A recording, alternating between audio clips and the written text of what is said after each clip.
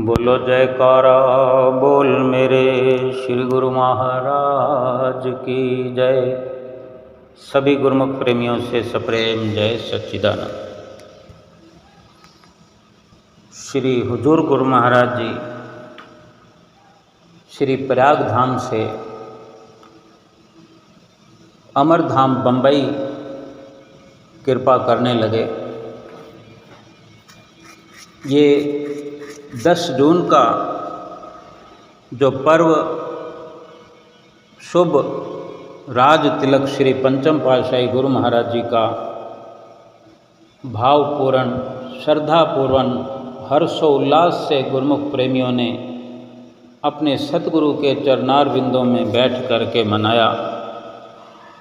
सभी एक दूसरे को बधाइयाँ दे रहे थे। श्री गुरु महाराज जी ने भी दोनों कर कमलों से श्री दर्शन हाल में सब गुरुमुखों के लिए आशीर्वाद लुटाया, बहुत बहुत बधाई दी, सुंदर सुंदर वचन फरमाए। सभी गद गद प्रसन्न होकर के श्री दर्शन हाल से गए। महापुरुषों का संसार में आना ही हम गुरुमुख प्रेमियों के लिए होता है। महापुरुष गुरुमुखों के लिए ही इस धराधाम पर अवतरित होते हैं। जितने दिनों तक भी श्री प्रयाग धाम में गुरुमुख प्रेमियों को अवसर मिला, रोज नित्य नए ऐसे दर्शन, नित्य नई बहारें, नित्य नया सत्संग, नित्य नई लीलाएं गुरुमुख प्रेमियों को सुनने का अवसर मिलता रहा है। और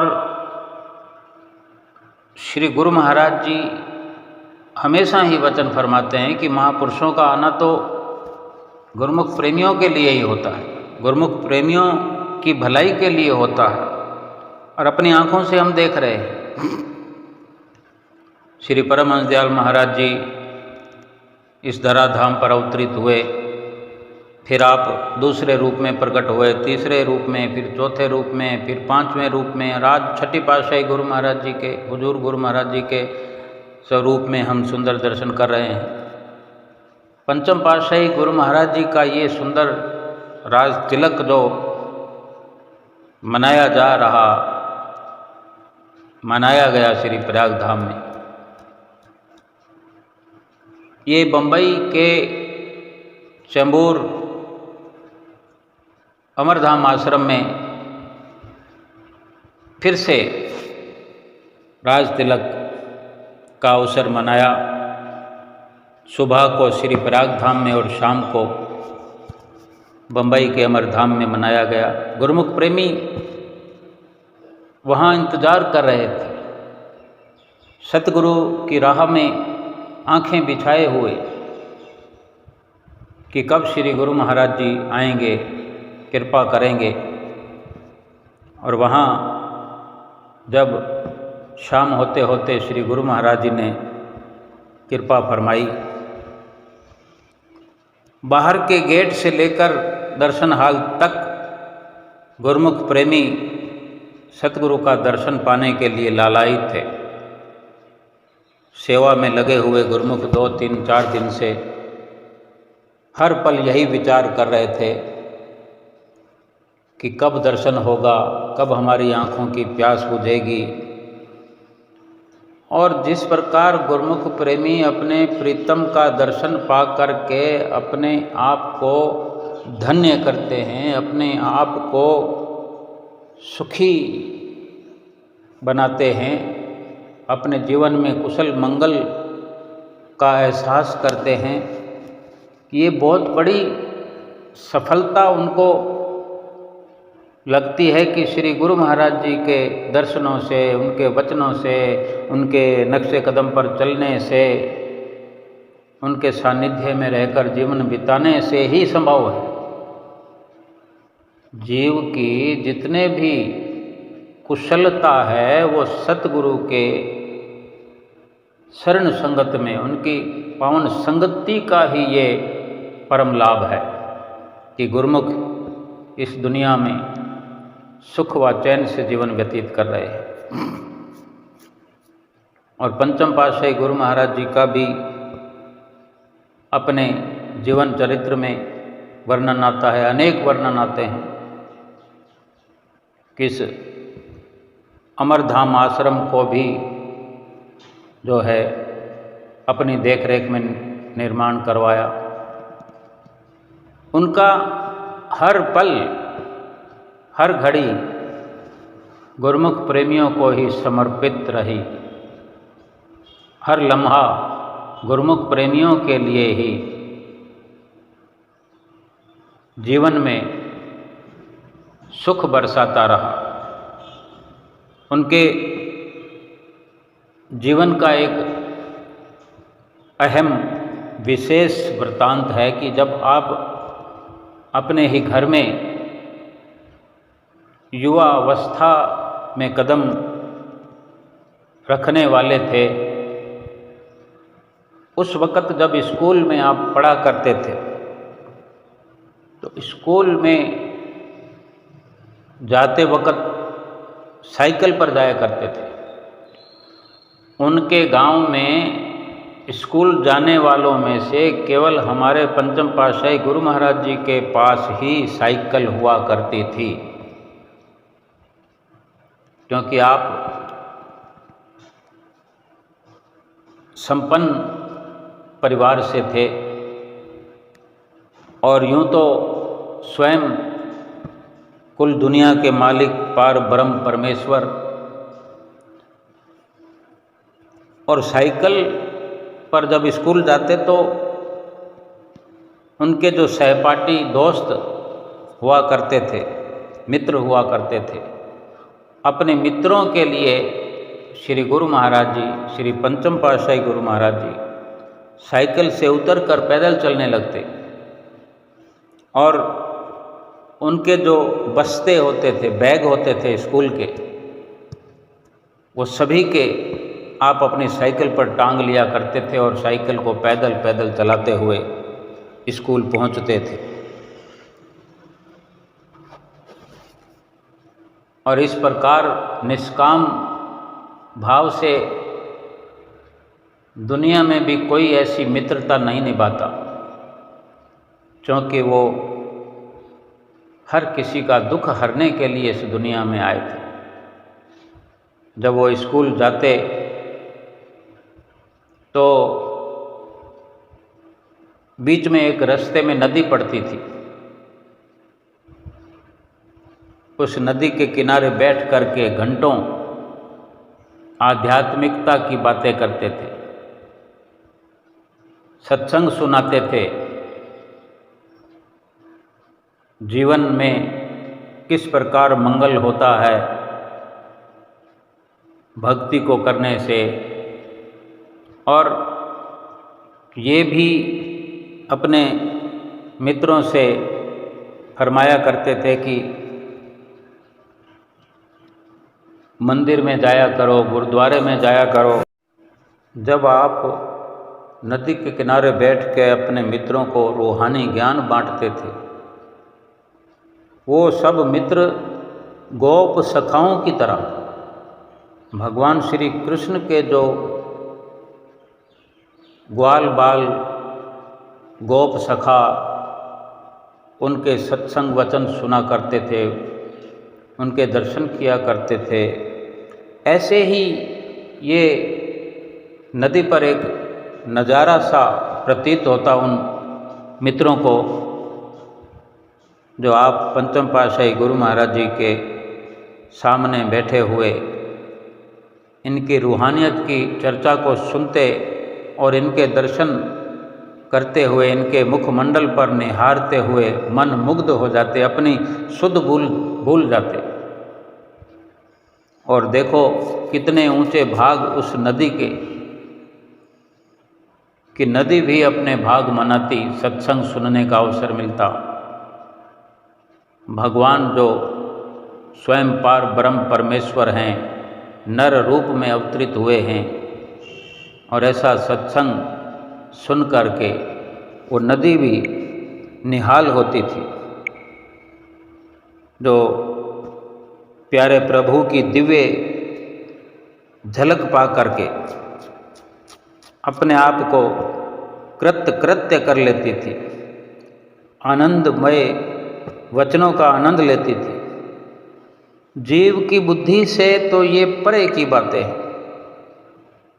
एक गुरुमुख ही ठीक प्रकार से समझ सकता होगा। कल्पना करो कि वो कितना सुंदर नज़ारा होता होगा।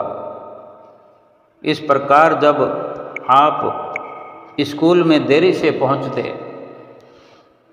तो सभी को टीचर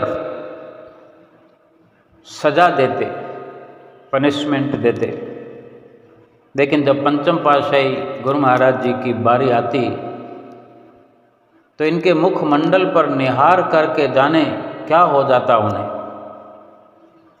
ये अपनी ऐसी जादू सी मुस्कान बिखेरते या उनके अंदर ऐसी प्रेरणा करते कि वो भी अपनी शुद्ध बुद्ध भूल जाते और आपस में टीचर से टीचर बातें करते कि जाने क्या ऐसी शक्ति है इस बालक में, इस बच्चे में ऐसी क्या बात है, इसे कुछ कहने का दिल ही नहीं करता। ऐसा मनमोहक आकर्षण में फंसाया हुआ था आपने इन टीचरों को भी कि सुंदर मनोहर छवि को देखकर सब मंत्र मुग्ध हो जाते थे। जैसे आज हम अपने हुजूर श्री गुरु महाराज जी को निहार करके उनके सुंदर दर्शनों पर बलिहार जाते हैं, उन्हीं के रूप पर अपना सब कुछ वार देते हैं। ये कितना हमारे लिए सौभाग्य का अवसर है। श्री पंचम पातशाही गुरु महाराज जी के घर में गाय भैंसों का शुरू से ही ये रहन सहन उन आपके परिवार में गाय भैंसों का होना स्वाभाविक ही था। और दूध, दही, लस्सी, मक्खन इनके घर में आम हुआ करता था। तो आप अपने मित्रों से कहते कि मंदिर में जाया करो, गुरुद्वारे में जाया करो, तो आपको हम लस्सी पिलाएंगे, मक्खन खिलाएंगे। ऐसे प्रलोभन देख करके बचपन में ही आप ऐसी लीला रचाया करते थे, उन सबको भक्ति का पाठ पढ़ाया करते थे। आज भी हम देखते हैं कि हमारे लिए सेवा के भंडार खोल दिए हैं, भक्ति का भंडार खोल दिया है, साथ में शरीर की सुख सुविधाओं से भी हमें भरपूर कर रखा है। लंगर में कोई कमी नहीं। लंगर में सुबह से लेकर रात तक कितनी सब्जियां बनती हैं, दलिया भी, खिचड़ी भी, कभी मीठे चावल, कभी नमकीन चावल, कभी सफ़ेद चावल, कभी पोहे बनते हैं और दही भी लंगर में मिलता है। अनेक प्रकार से गुरुमुख प्रेमियों के जीवन में हमारे श्री परमहंसों ने भक्ति के साथ साथ शरीर की सुख सुविधाओं को भी भरपूर कर दिया है। जगह जगह पर ठंडे पानी की व्यवस्था है, नहाने के लिए ठंडा पानी, गर्म पानी, सारी व्यवस्थाएं भरपूर है। बसों के द्वारा रेलवे स्टेशन से लाया जाता है, वापस रेलवे स्टेशन पर पहुंचाया जाता है। वहाँ पर भी रेलवे स्टेशन के किनारे ही प्लेटफार्म से उतरकर सीधे आश्रम में चले जाओ। ये श्री गुरु महाराज जी की असीम कृपाओं का जो हमें आज अवसर प्राप्त हो रहा है।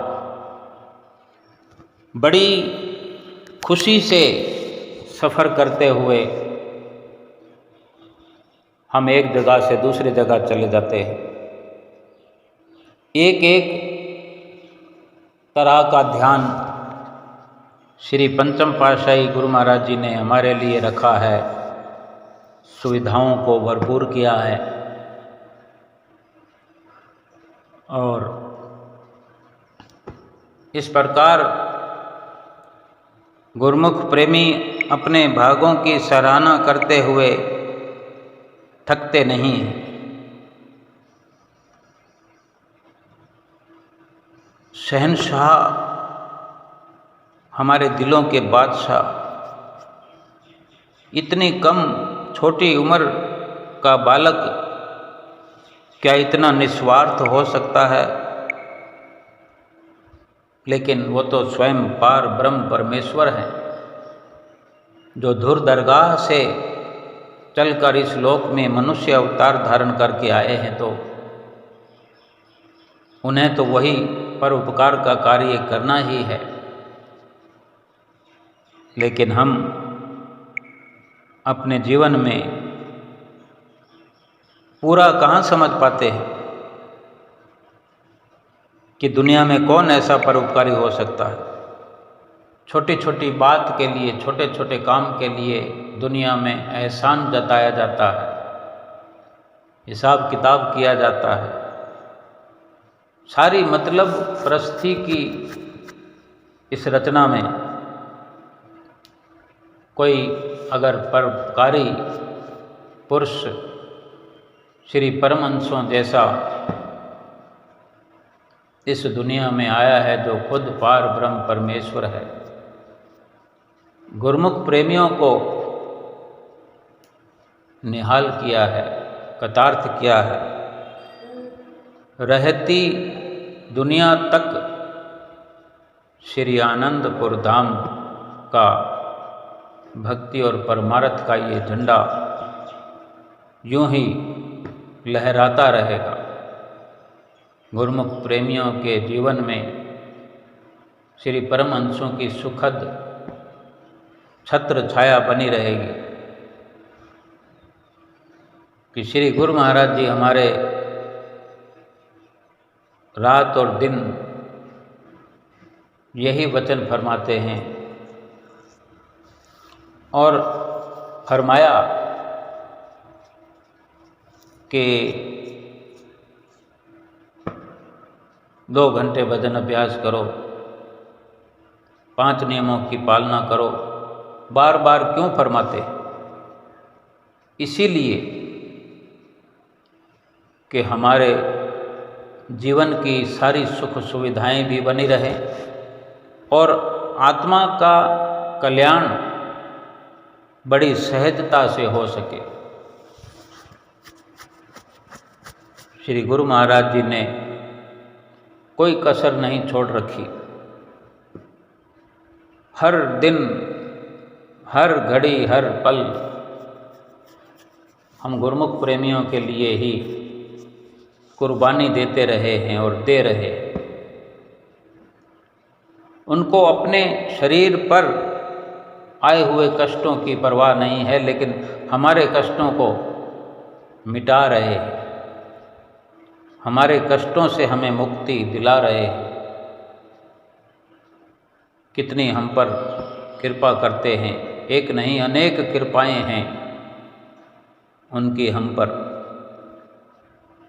इस प्रकार जो गुरुमुख प्रेमी दर्शन कर रहे थे श्री दर्शन हाल में,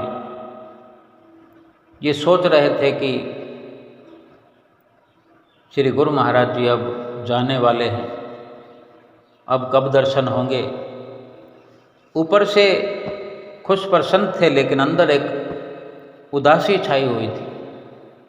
हर गुरुमुख के अंदर उदासी छा गई थी कि अब इन दर्शनों के बाद तो फिर जब श्री गुरु महाराज जी श्री आनंदपुर से वापस आएंगे तभी दर्शन होंगे, चाहे 2 महीने के बाद आएं, 3 महीने के बाद आएं, या जैसे माघी पर दर्शन होते हैं। लेकिन निश्चित तौर पर गुरुमुख प्रेमी यही मानते हैं अधिकतर कि अब दिसंबर और जनवरी में माघी के पर्व पर ही सतगुरु से मुलाकात होगी, सतगुरु से बात होगी, सतगुरु के दर्शन होंगे। उससे पहले मुश्किल सा दिखने लगता है और इसलिए हर गुरुमुख प्रेमी चाहते हैं कि अभी और दर्शन करें, अभी और दर्शन करें, अभी कुछ दिन और श्री गुरु महाराज जी यहाँ रहें। लेकिन गुरु महाराज जी भी क्या करें कि उनके अनेक अनेक प्रेमी इंतज़ार करने वाले श्री आनंदपुर धाम में भी बैठे हैं। कुछ लोग आने के लिए उतावले हो रहे हैं, कुछ बम्बई अमरधाम में बैठे हैं और कुछ इंदौर में भी इंतज़ार कर रहे हैं, क्योंकि जहाँ तहाँ स्वयं हमारे श्री परमहंसों ने ढूंढ ढूंढ करके गुरुमुख प्रेमियों को धरती के ऊपर भक्ति और परमार्थ की राह पर खड़ा कर दिया है। जो गुरुमुख प्रेमी हर वक्त बाट निहारते रहते हैं। श्री दर्शन हाल में भी इस प्रकार गुरुमुख प्रेमी विचार करते हुए और श्री गुरु महाराज जी ने सबको प्रसन्न किया और जब जाने लगे उठकर तो महात्मा जी ने फिर से 2 शब्द सत्संग के सुनाए, वही 5 नियमों की पालना के बारे में चिताया, 2 घंटे सुमरन जरूरी बताया और इस प्रकार श्री गुरु महाराज जी बहुत बहुत आशीर्वाद देकर सबको अंदर की तरफ चले और तुरंत श्री कार में विराजमान होकर के आए। बाहर गुरुमुख प्रेमियों की लाइन लगी हुई थी और इसी प्रकार जब श्री कार बाहर अंदर से आ रही थी बाहर की ओर, तो गुरुमुख प्रेमी धूप में खड़े हुए काफ़ी देर से इंतज़ार कर रहे थे।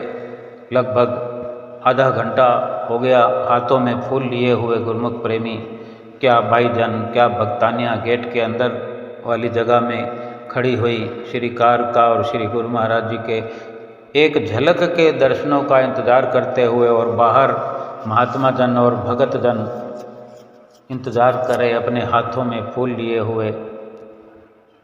और फिर जब हॉर्न की आवाज़ आई तो गुरुमुख प्रेमियों के दिल की कली मुस्काई। दूर से पहले बाहर खड़े हुए गुरुमुख प्रेमियों ने श्री कार के दर्शन किए और धीरे धीरे अंदर के हवेली के गेट से श्री कार मुड़ करके बाहर की तरफ आते हुए भक्तानियों और भाईजनों को दर्शनों से निहाल करते हुए फिर दूसरे गेट से बाहर श्री कार आते हुए गुरुमुख प्रेमी श्री कार के नज़दीक अपने हाथों में लिए हुए फूल भेंटा करने के लिए आगे बढ़ते रहे। महात्मा जी फूल अपने हाथ में ले रहे थे, किसी का पहुंच रहा था किसी का नहीं, क्योंकि श्री कार बड़े वाली जिसमें श्री गुरु महाराज जी विराजमान थे और भीड़ अधिक होने से सभी प्रयास करते हैं और श्री कार कुछ हमेशा से थोड़ा जल्दी में रफ्तार में होने के कारण गुरुमुख प्रेमी जिन्होंने दे दिया फूल बाकी सबको दर्शन करने का अवसर मिला और श्री कार वहाँ से आगे बढ़ती हुई सारे गेटों को 1 नंबर गेट 2 नंबर गेट इन जो भी रास्ते में गेट 3-4 आते हैं वो क्रॉस करते हुए और बलि गेट पर पहुँचते हुए और वहाँ जो श्री प्रयाग धाम का अंतिम गेट है उससे बाहर निकलते हुए पूना के लिए ये सफ़र श्री गुरु महाराज जी का श्री कार के द्वारा जारी था। और पीछे गुरुमुख प्रेमियों का अगर हम विचार करें, जो भी गुरुमुख प्रेमी रह गए, उदासी तो पहले ही छाने लगी थी क्योंकि सूचना पहले ही मिल गई थी। 1 दिन पहले 2 दिन पहले पता चल जाता है और दर्शन हाल में ही गुरुमुख प्रेमी विचलित हो रहे थे अंदर ही अंदर से। और अब जब श्री गुरु महाराज जी यहाँ से प्रस्थान कर गए बम्बई चैम्बूर आश्रम के लिए, तो फिर वो उदासी चेहरों पर भी नज़र आने लगी। सब जगह भागम भाग हुई, कोई उरली जाने के लिए, कोई पूना जाने के लिए, और कोई अपनी टिकट कैंसिल करवा रहा है, दोबारा टिकट कैंसिल करने की जुगत में है कि श्री गुरु महाराज जी के होने की जो खुशी थी उसका एक अलग ही नज़ारा था। अब कण कण में उदासी छाने लगी। और श्री गुरु महाराज जी बम्बई के आश्रम में जब पधारे तो श्री गुरु महाराज जी ने वहाँ के गुरुमुख प्रेमियों को निहाल किया, सबको माला माल किया। सब गुरुमुख प्रेमी जो इतने दिनों से इंतज़ार में थे, उनके इंतज़ार की घड़ियां समाप्त हुई और सभी के दिलों में एक नई अलौकिक खुशी का संचार हो रहा था। ऐसा लग रहा था कि उन्हें कोई खोई हुई निधि प्राप्त हो गई हो, कोई ऐसी अनमोल वस्तु प्राप्त हो गई हो, कोई खजाना प्राप्त हो गया हो जिसका सबको इंतज़ार था।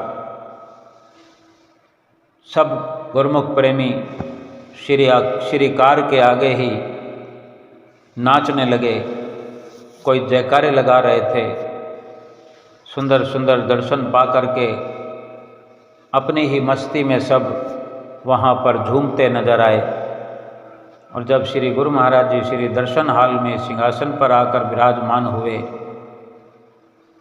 और हुक्मनामा सबको फरमाया, तो उस वक़्त का भी एक अपना ही अलौकिक नज़ारा होता है। ये वर्णन में, बयान में ये लम्हे नहीं आते कि कोई वर्णन कर दे कि मुझे कितनी खुशी मिली है।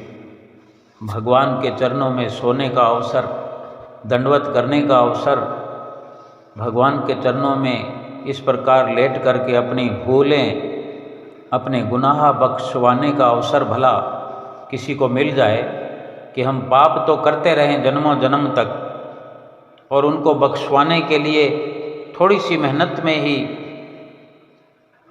ये हमारा दुखों से किनारा हो जाए, तो भला इस लाभ का वर्णन कौन कर सकता है। इन घड़ियों का, इन चंद लम्हों का इस जुबान से वर्णन नहीं किया जा सकता। सभी गुरुमुख प्रेमियों को श्री गुरु महाराज जी ने खुशहाल किया, माला माल किया। बड़े प्रसन्न श्री गुरु महाराज जी भी दिखाई दे रहे थे, जैसे उनको भी तलब थी कि हम अपने गुरुमुख प्रेमियों के पास जाएं, क्योंकि ये तो अरस परस का मेल है, जहाँ चाहा है वहाँ रहा है।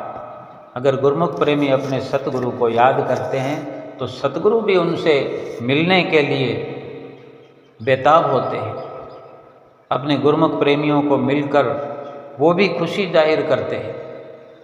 गुरु महाराज जी अनेक जगहों पर फरमाते भी हैं कि आप को खुश देखकर हमें भी बड़ी खुशी हो रही है कि हमारे गुरुमुख प्रेमी खुश प्रसन्न है। ये अनेक बार हमने सुना भी है।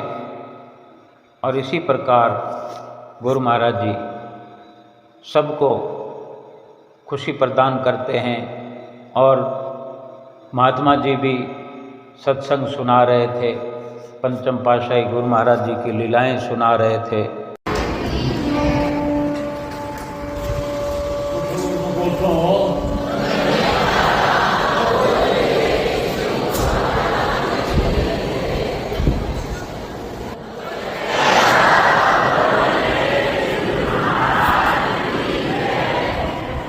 आप लोग मुंबई में रहने वाले, कल्याण में और भी जहाँ जहाँ से भाषण और वायरल जो भी आए हैं, सब गुरुमुखों को आज दिन की बहुत बहुत बधाई हो और आशीर्वाद हो।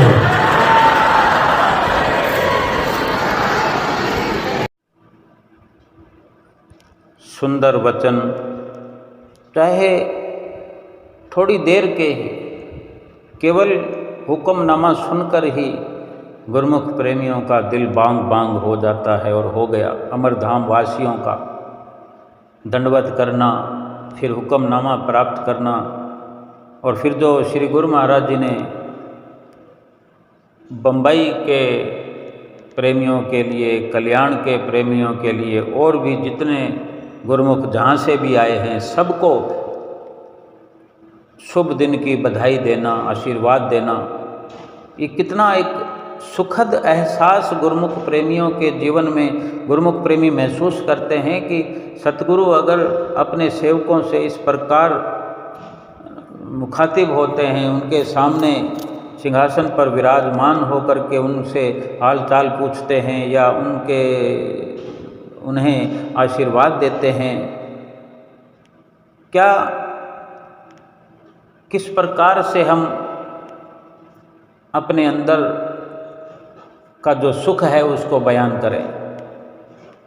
वो सुख तो बयान किया ही नहीं जा सकता कि कितने वो अनमोल पल होते हैं, अनमोल क्षण होते हैं गुरुमुख प्रेमियों को जो प्राप्त हो रहे होते हैं।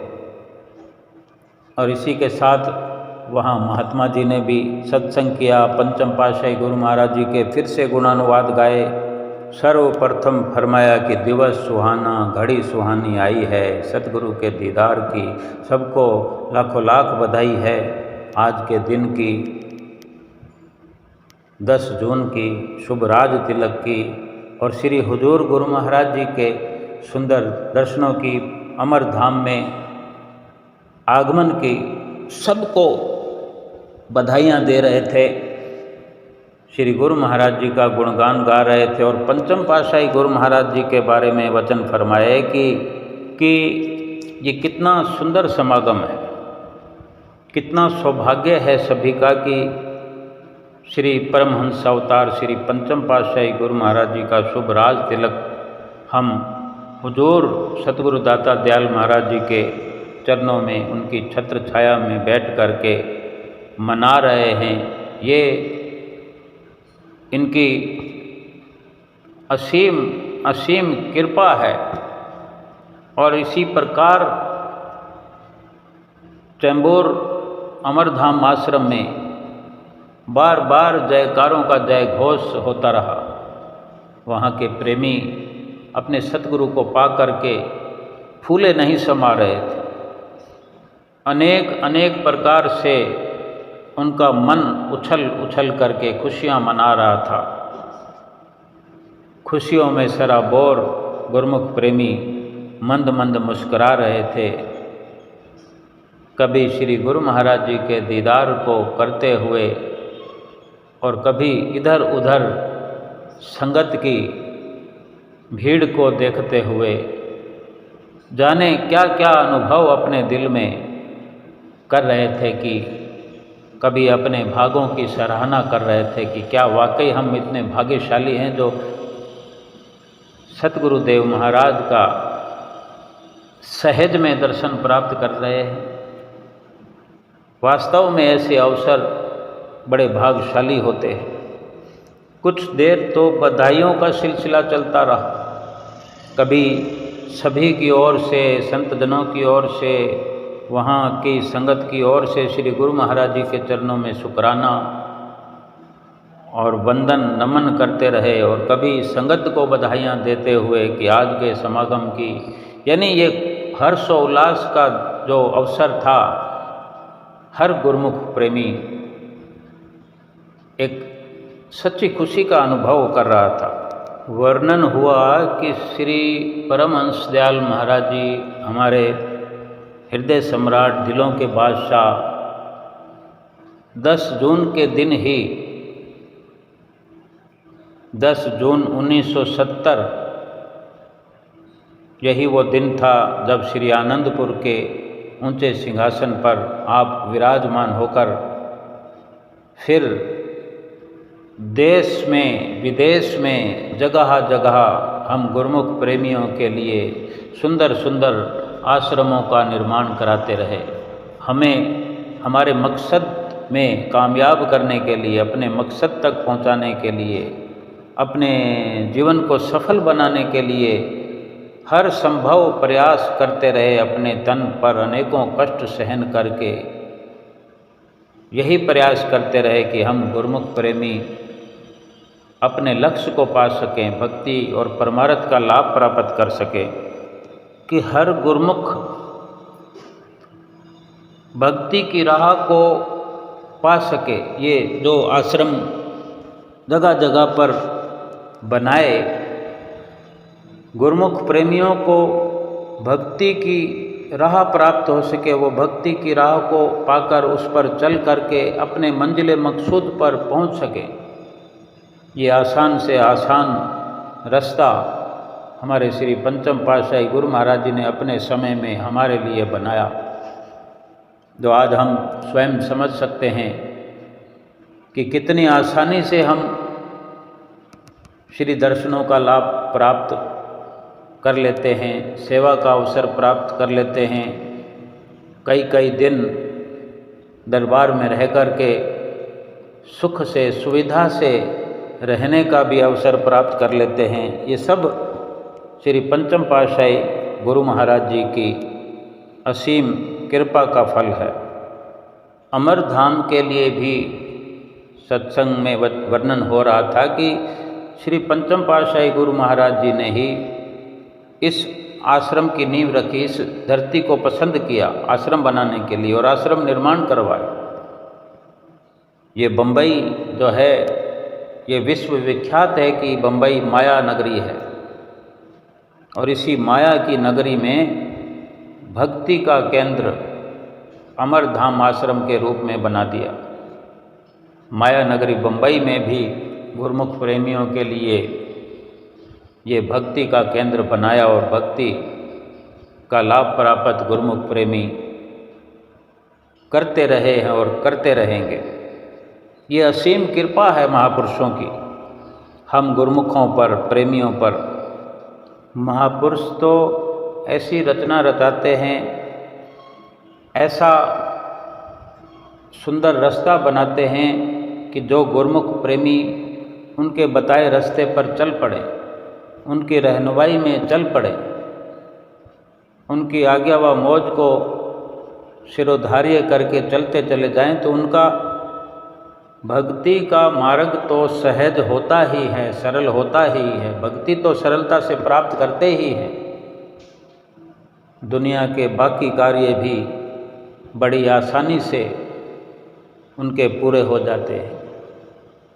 जीवन की हर दुविधाएं दूर हो जाती हैं, दुख कलेश कष्ट दूर हो जाते हैं, लोक और परलोक सुहेला हो जाता है, और जीव अपने असली मकसद में कामयाब हो जाता है, जीवन को सफल कर लेता है। जिस मकसद के लिए ये मनुष्य जीवन मिला हुआ है, वो मकसद पूरा कर लेता है। एक वृत्तांत सुनाया कि एक बार श्री गुरु महाराज जी के चरणों में प्रेमी आया और वो विनती कर रहा था, अपने दिल के भाव सुना रहा था कि स्वामी जी, कभी तो हमें नज़दीक से दर्शन होते हैं, कभी दूर से दर्शन होते हैं, कभी थोड़े समय के लिए होते हैं, लेकिन हमारी ये हार्दिक प्रार्थना है, हार्दिक इच्छा है कि हमें सतगुरु की प्रसन्नता मिलती रहे, सतगुरु हम पर सदा प्रसन्न रहे। लेकिन हमें ये कैसे पता चलेगा कि हमारे सतगुरुदेव महाराज जी हम पर प्रसन्न हैं? तब श्री गुरु महाराज जी ने वचन फरमाए कि जिस भी गुरुमुख को, जिस भी जीव को, इंसान को श्री आनंदपुर दरबार की सेवा मिल रही है, जिसको भी श्री दरबार के ये भक्ति के साधन मिल गए हैं, मिल रहे हैं, और वो उस पर चल रहा है, तो उन सब पर हमारी पूरी पूरी प्रसन्नता उन्हें प्राप्त हो रही है। जैसे वर्णन भी आया है कि सेवा श्री दरबार की खुश नसीब ही पाते हैं, नेक नाम भी होता है, जीवन सफल कर जाते हैं। श्री दरबार की सेवा यूं ही नहीं मिलती, करोड़ों जन्मों के पुण्य एकत्र होते हैं, सुख देने को आते हैं, फल देने को आते हैं, तभी श्री दरबार की सेवा मिलती है। और ये अवसर पाकर के जो दिलो जान से, श्रद्धा से, भाव से सेवा करता है तो वो बड़ा भाग्यशाली है। भाग्यशाली तो है ही, लेकिन वो सेवा करके श्रद्धा से, भाव से अपने भागों को और भी भाग्यशाली अपने आप को पहले से अधिक बना रहा है। सद्गुरु की उसको प्रसन्नता प्राप्त हो रही है। फिर से वहाँ अमरधाम बम्बई में भी श्री प्रयाग धाम में सुबह 11 बजे खुले हुए दर्शनों में जो श्री प्रभु ने वचन फरमाए, उनका फिर से वर्णन वहाँ हो रहा था कि श्री गुरु महाराज जी ने वचन फरमाए कि ये जितनी भी रचना है, जहाँ जहाँ भी आश्रम बने हुए हैं, सब गुरुमुख प्रेमियों के लिए ही ये अवसर है भक्ति करने का। जो गुरुमुख प्रेमी लाभ उठाना चाहते हैं वो अपने सुविधा के अनुसार लाभ उठा सकते हैं। ये भी वचन फिर से याद दिलाए जो श्री प्रयाग धाम में गुरु महाराज जी ने फरमाए कि सेवा करत होत निहकामी, तिसको प्राप्त होत स्वामी। कि निष्काम भाव से सेवा जो करता है, बिना किसी मतलब के, यानी अपना मुख्य कर्तव्य समझकर सेवा करता है। ये नहीं कि कोई भावना रखे, कोई सकामता बनी हो कि मैं सेवा करूं तो मुझे ये मिल जाए, मुझे ये मेरी चाहना, ये मेरी इच्छा पूरी हो जाए। इसके बिना, इससे खाली होकर, इच्छाओं से खाली होकर केवल सतगुरु की प्रसन्नता प्राप्त करने के लिए, अपने जीवन को सफल करने के लिए, अपने एक कर्तव्य को समझते हुए, एक लक्ष्य को समझते हुए कि मनुष्य जीवन का जो हमारा लक्ष्य है भक्ति प्राप्ति का, भक्ति प्राप्त करने का, प्रभु प्राप्ति का, वो पूरा हो जाए। अपने लक्ष्य को पूरा करने के लिए जो सेवा करता है, वास्तव में वो अपने लक्ष्य को पूरा करता है। श्री गुरु महाराज जी ने यही श्री प्रयाग धाम में फरमाया कि उसी को भक्ति प्राप्त होती है, उसी को प्रभु की प्राप्ति होती है जो निष्काम भाव से सेवा करता है, सिर्फ सेवा करता है, फल की इच्छा नहीं है उसे। उसके सारे दुख दूर हो जाते हैं, सारे बंधन कट जाते हैं, भवसागर से पार हो जाता है। महापुरुषों की उसको हर वक्त प्रसन्नता प्राप्त होती है। एक और छोटा सा वृत्तांत सुनाया। पंचम पातशाही गुरु महाराज जी के चरणों में एक प्रेमी आया। महात्मा जी उसकी विनती कर रहे थे कि स्वामी जी ये बहुत लगन से सेवा करता है, दिल से सेवा करता है और भाव भी बहुत रहता है कि मैं सेवा करूं, लेकिन इसका मन दुखी रहता है। तो श्री गुरु महाराज जी ने वचन फरमाए कि सेवा की लगन हो, सेवा में मन लगता हो, निष्काम सेवा करता हो और उसका मन दुखी रहता हो, ये तो हो ही नहीं सकता। वास्तव में महापुरुषों के वचन जो हैं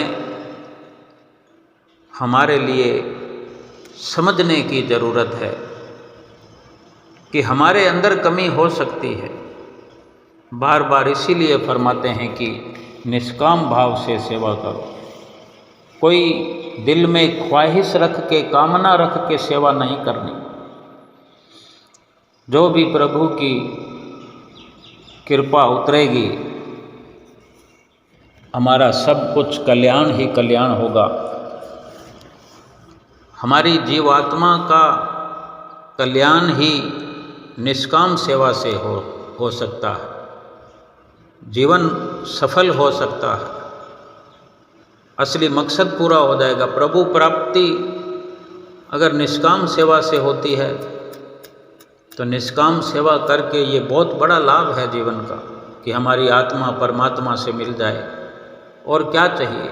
आज दुनिया में सभी ऐसा अवसर प्राप्त करना चाहते हैं, लेकिन सबको तो ये अवसर मिलता नहीं।